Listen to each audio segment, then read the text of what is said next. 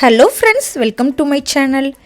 இன்றைக்கி இருக்கிற gas cylinder விலையை பார்த்தா அடுப்பை ஆன் பண்ணவே பயமாக இருக்குல்ல. சரிப்பா, பேசாமல் போய் ஒரு இண்டக்ஷன் அடுப்பை வாங்கிட்டு வரலான்னு கடைக்கு போனால் அங்கே தான் ஒரு பெரிய கன்ஃபியூஷனே ஆரம்பிக்குது. 1500 ரூபாய்க்கு ஒரு அடுப்பு இருக்குது, 5000 ரூபாய்க்கு ஒரு அடுப்பு இருக்குது. பார்க்க ரெண்டுமே ஒரே மாதிரி தான் இருக்குது. ஆனால் ஏன் இந்த விலை வித்தியாசம்? கம்மி விலையில் வாங்கி அப்புறம் கரண்ட்டு பில்லில் கையை சுட்டுக்க போகிறீங்களா? வேணாம் மக்களே. இன்றைக்கி இந்த வீடியோவில் எப்படி சூப்பராக பெஸ்ட்டாக ஒரு இண்டக்ஷன் அடுப்பை வாங்கலாம் அப்படின்னு ஜாலியாக பார்க்க போகிறோம். வீடியோவோட கடைசியில் ஒரு சூப்பரான டிப் இருக்குது, மிஸ் பண்ணாதீங்க. வாங்க வீடியோக்குள்ளே போகலாம். இப்போ நம்ம ஒரு ஷோரூமுக்கு போகிறோன்னு வச்சுக்கோங்களேன்.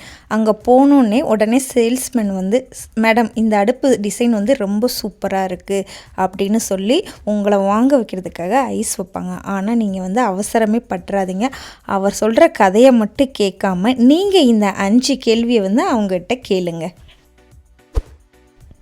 இப்போ நீங்கள் ஒரு இண்டக்ஷன் அடுப்பை செலக்ட் பண்ணி வச்சுருக்கீங்க. ஸோ நீங்கள் கடைக்காரர்கிட்ட கேளுங்க, இது எவ்வளோ வாட்ஸ் அப்படின்னு. அவங்க ஒரு 1500 வாட்ஸு சார், இது பார்க்க உங்களுக்கு சூப்பராக இருக்கும், உங்களுக்கு கரண்ட் பில் ரொம்பவே மிச்சமாக வரும்னு சொல்லுவாங்க. ஆனால் அதெல்லாம் நம்பிடாதீங்க. நீங்கள் அந்த 1500 வாட்ஸ் உள்ள இண்டக்ஷனை வாங்கினீங்கன்னா ஆஃபீஸ்க்கு லேட்டாக தான் போவீங்க. சமையலும் முடிக்கிறதுக்கு ரொம்ப லேட் ஆகும். ஸோ கண்ணை மூடிக்கிட்டு எனக்கு 2000 வாட்ஸ் அந்த அடுப்பு தான் வேணும், அதுதான் ரொம்ப ஸ்பீடுன்னு சொல்லி 2000 வாட்ஸ் உள்ள அடுப்பை வாங்கிடுங்க. நெக்ஸ்ட்டு கொஸ்டின் கேளுங்க, இதுக்குள்ளே இருக்கிறது என்ன காயில், காப்பரா இல்லாட்டினா அலுமினியமா அப்படின்னு கேளுங்க. அலுமினியம் அப்படின்னு சொன்னால் இல்லை எனக்கு காப்பர் தான் வேணும்னு சொல்லி வாங்கிக்கோங்க. ஏன்னா அலுமினியம் எப்படின்னா உங்களுக்கு வேகமாகவே ரிப்பேர் ஆயிரும். காப்பர் சூப்பரான ஒரு மெட்டீரியல், எவ்வளவு ஹீட்னாலும் தாங்கும். ரொம்ப நாள் உங்களுக்கு இண்டக்ஷன் ஒர்க் ஆகணும் அப்படின்னு நினச்சிங்கன்னா நீங்கள் காப்பர் அடுப்பு இல்லை அப்படின்னு சொன்னாங்கன்னா அதை அப்படியே அங்கே வச்சுட்டு வேறு கடைக்கு கிளம்பி போயிருங்க. நெக்ஸ்ட்டு கொஸ்டின் வோல்டேஜ் ஸ்டெபிளைசர் உள்ளேயே இருக்கான்னு கேளுங்க. நம்ம ஊர் கரண்ட்டு பற்றி தான் உங்களுக்கு தெரியுமே, திடீர்னு ஏறும் அப்புறம் இறங்கும். இந்த கண்ணாமூச்சி ஆட்டத்தில் அடுப்பு கருகிடக்கூடாது. ஸோ நீங்கள் இந்த மாதிரி வோல்டேஜ் ப்ரொடெக்ஷன் உள்ளே இருக்குதான்ட்டு பாருங்கள். அப்போ தான் கரண்ட்டு எப்படி வந்தாலும் உங்கள் அடுப்பு நல்லா வேலை செய்யும். நெக்ஸ்ட்டு இந்த இண்டக்ஷனில் ISI அல்லது BIS சர்டிஃபிகேட் அடுப்பா அப்படின்னு கேளுங்க. நமக்கு சமையல் தான் முக்கியம், ஆனால் அதை விட நம்ம உயிர் முக்கியம். ஸோ இந்த சர்டிஃபிகேட் இல்லாத அடுப்பு ஷாக் அடிக்க வாய்ப்பு இருக்குது. ஸோ அதனால் அந்த ISI முத்திரை இருக்கான்னு செக் பண்ணிவிட்டு வாங்குங்க. நெக்ஸ்ட்டு கொஸ்டின், இந்த இண்டக்ஷனுக்கு வாரண்டி எவ்வளவு, சர்வீஸ் சென்டர் எங்கே இருக்குது அதெல்லாம் கேட்டுக்கோங்க. சப்போஸ் வாங்கிட்டு அடுத்த மாதமே அடுப்பு வேலை செய்யலைன்னா ஷோரூம்காரங்க கிட்ட போனோம்னா சார் இது பாம்பே கம்பெனி அங்கே தான் அனுப்பணும் சொல்லிடுவாங்க. ஸோ விடிய வெயிட் பண்ண முடியாதுல்ல. அதனால் நம்ம ஊர்லேயே சர்வீஸ் சென்டர் இருக்கா, ஸ்பேர் ஸ்பாட்ஸ் எல்லாம் கிடைக்குமா, இது எல்லாமே கன்ஃபார்ம் பண்ணிக்கோங்க. நெக்ஸ்ட்டு நீங்களே குவாலிட்டி செக் பண்ணலாம். எப்படின்னா ஃபஸ்ட்டு இண்டக்ஷனை கடையிலே ஓப்பன் பண்ணி காமிக்க சொல்லுங்கள். ஸோ நீங்கள் கையிலையே செக் பண்ணி பாருங்கள். அந்த கிளாஸ் ரொம்ப அப்படியே சாஃப்டாக அப்படியே நல்லா புதுசு போல் ரொம்ப ஷைனிங்காக இருக்கணும். ஸோ அதில் எப்படின்னா A கிரேட் பாலிஷ்டு கிறிஸ்டல் கிளாஸா அப்படின்றத நீங்கள் கேளுங்க. ஸோ அந்த மாதிரி கிளாஸ் தான் எப்படி இருக்கும்னா உங்களுக்கு ஏதோ அந்த நீங்கள் ரொம்ப ஹீட்டாக இருந்தால் கூட தாங்கும், எவ்வளோ பெரிய பாத்திரம் வச்சாலும். அதாவது கிளாஸ் விரிசலே விடாது. ஸோ அந்த மாதிரி கிளாஸ் தான் மேலே போட்டிருக்காங்களா அப்படின்றத கன்ஃபார்ம் பண்ணிக்கோங்க. அந்த கிளாஸை நீங்கள் தொட்டு பார்க்குறப்ப ரொம்ப ரஃப்பாக இருந்துச்சு அப்படின்னா அந்த அடுப்பை வாங்காதீங்க. ஏன்னா அது மொட்டை மாடியில் தண்ணி தொட்டி மாதிரி தான், சீக்கிரமாக விரிசல் விட்டுரும். So waste. Next induction work ஆகிக்கிட்டு இருக்கிறப்ப உள்ளே இருக்கிற சர்க்கியூட்டில் சூடாகாமல் இருக்கிறதுக்காக உள்ளே ஒரு ஃபேன் ஓடும். ஸோ இந்த இடத்துல நீங்கள் நல்லா கவனித்து பாருங்கள். டெமோ பார்க்குறப்ப அதிகம் சத்தம் வருதான்னு பாருங்கள். சத்தம் அதிகமாக வந்துச்சுன்னா அந்த ஃபேனோட மோட்டார் குவாலிட்டி குறைவாக இருக்குதுன்னு அர்த்தம். ஸோ சரியாக ஒர்க் ஆகலைன்னு அர்த்தம். அமைதியாக மெதுவாக ஃபேன் ஓடுற சத்தம் தான் உங்களுக்கு கேட்கணும். ஸோ கண்டிப்பாக அதை செக் பண்ணுங்கள். அடுப்பை ஆன் பண்ணுறப்பயே வந்து ஏரோப்ளேன் கிளம்புற சத்தம் மாதிரி வருதான்னு பாருங்கள். அப்படி அந்த ஃபேன் சத்தம் அதிகமாக இருந்துச்சுன்னா அந்த மோட்டார் வந்து டம்மின்னு அர்த்தம். ஸ்மூத்தாக ஓடுற அடுப்பை மட்டும் பார்த்து செக் பண்ணி எடுத்துக்கோங்க. நெக்ஸ்ட்டு என்ன செக் பண்ணணும் அப்படின்னா ஒயர் அப்புறம் ப்ளக்கு.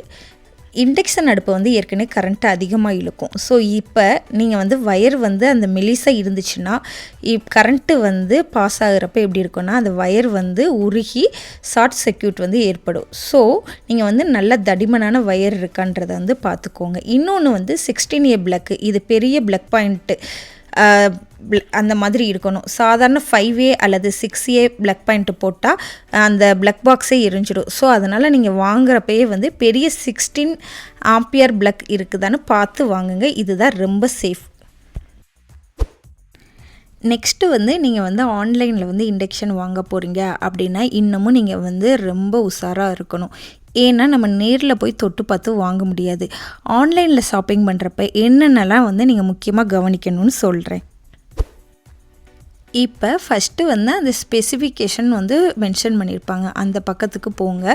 அதில் வந்து நீங்கள் வந்து மெட்டீரியல் வந்து காப்பர் காயிலா அப்படின்னுறத வந்து தெளிவாக போட்டிருக்காங்களான்னு செக் பண்ணுங்கள். கிளாஸ் பார்த்தீங்கன்னா கிறிஸ்டல் கிளாஸான்றதை வந்து செக் பண்ணுங்கள். அதுக்கப்புறம் வந்து அந்த வாட்ஸ் பார்த்திங்கன்னா 2000 வாட்ஸா அப்படின்றத வந்து செக் பண்ணுங்கள். ப்ளக்கு வந்து பார்த்திங்கன்னா 16A ப்ளக் தானா, இதை எல்லாமே வந்து கவனமாக வந்து பார்த்துக்கோங்க. நெக்ஸ்ட்டு வந்து ஏற்கனவே வந்து ப்ராடக்ட் வந்து வாங்கியிருப்பாங்கல்ல அமேசான்லேயோ இல்லை ஃப்ளிப்கார்ட்லேயோ, நீங்கள் வாங்குகிற இண்டக்ஷனுக்கு கீழே வந்து நீங்கள் வந்து ஏற்கனவே ஆல்ரெடி வாங்கினவங்க ரிவ்யூ பண்ணியிருப்பாங்க. ஸோ அந்த ரிவ்யூ எல்லாமே நீங்கள் வந்து பாருங்கள். கஸ்டமர் அவங்க தான் வந்து ஒரிஜினலாக வந்து ஃபோட்டோஸ் வந்து அப்லோட் பண்ணியிருப்பாங்க. ஸோ அதில் வந்து முக்கியமாக அந்த வயர்ஸ் எல்லாம் பார்த்துக்கோங்க. ISI மார்க்கு ஸ்டிக்கர்லாம் ஒட்டியிருக்கா, இது எல்லாமே போட்டிருக்காங்க அப்படின்றத வந்து தெளிவாக அந்த ஃபோட்டோவில் வந்து தெரியும். ஒரு தடவை நீங்கள் வந்து அதை செக் பண்ணிக்கோங்க. இன்னொன்று பார்த்தீங்கன்னா நெகட்டிவ் ரிவ்யூஸ், 1 ஸ்டார் கொடுத்தவங்க என்ன சொல்லியிருக்காங்கன்னு படிங்க. சத்தம் அதிகமாக இருக்குது, இல்லை சீக்கிரமே கிளாஸ் உடஞ்சிருக்கு அப்படின்னு போட்டால் அந்த மாடலை வந்து நீங்கள் வாங்கிடாதீங்க.